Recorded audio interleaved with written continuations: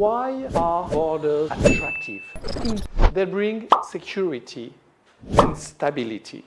Beyond the line, no territorial power for a state.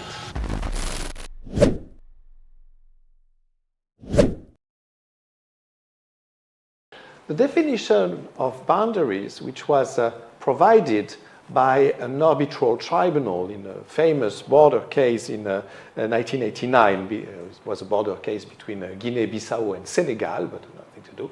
And in that case, the tribunal gave the following definition. An international border is the line formed by the succession of extreme points of the special domain of validity of the norms of the state legal order. Let me put that in more simple terms. A border, today, it was not always the case, but a border is a line. And it's a line made of points, in which sense the line follows a river, follows a mountain.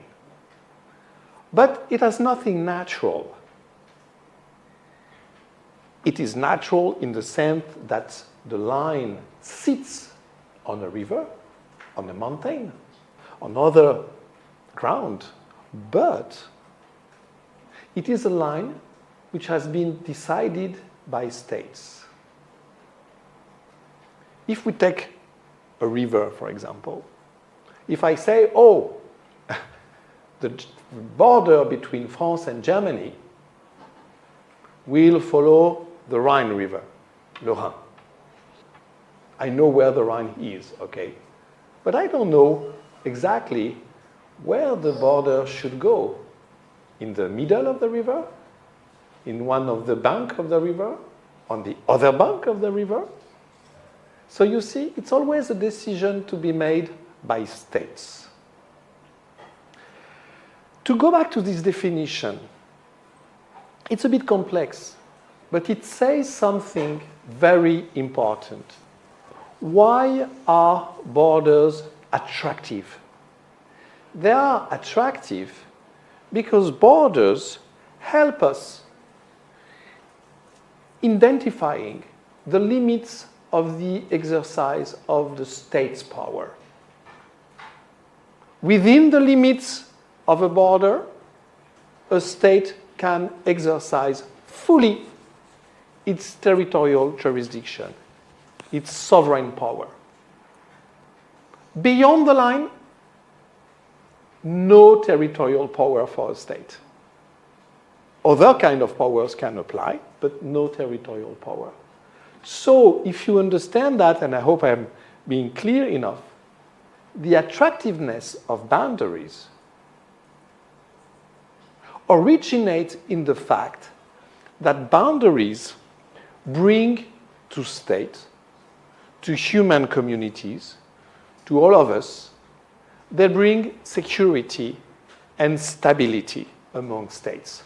It is so true that in international law, the boundary treaties, the treaties signed by states to define boundaries, these treaties have a very special fate, legal fate, sometimes for a number of reasons. The treaty itself, the instrument, the legal instrument, may disappear, may terminate. Even the states may disappear as such. I will give some examples afterwards.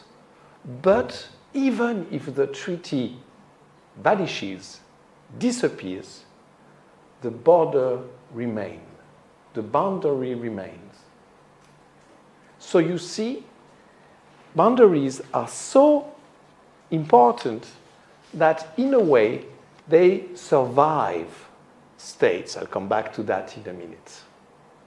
That survive the treaties made by states because they bring an objective security, an objective stability to the states.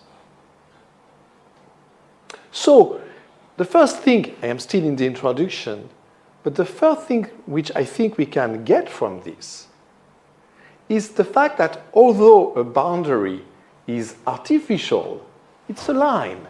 It's a line that we define. Although a boundary is artificial, it's of utmost importance for the stability and security of states. But with that come a number, I would say, of mysteries and uncertainties attached to boundaries. Is that, of course, you have a huge diversity, variety of boundaries. You have land boundaries, you have maritime boundaries, you have even air boundaries. And if we only stick for the time being to land boundaries, they can be of a very different kind.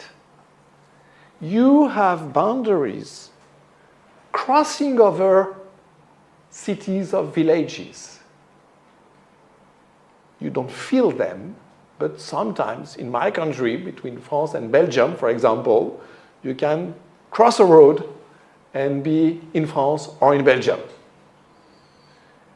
On the other side of the picture, we still have in the world boundaries made of walls, concrete buildings, as if the boundary was a strong limit no one could trespass. So you have a huge variety of boundaries.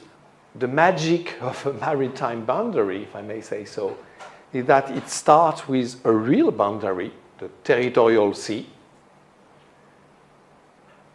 In this zone of 12 nautical miles, the state is fully sovereign. It's a territorial sovereignty. Beyond 12 miles, the state is not sovereign anymore, but can have and exercise sovereign rights without being sovereign in what we call the EEZ, the exclusive economic zone. So you see, a boundary sometimes gives rise to different kinds of powers by states.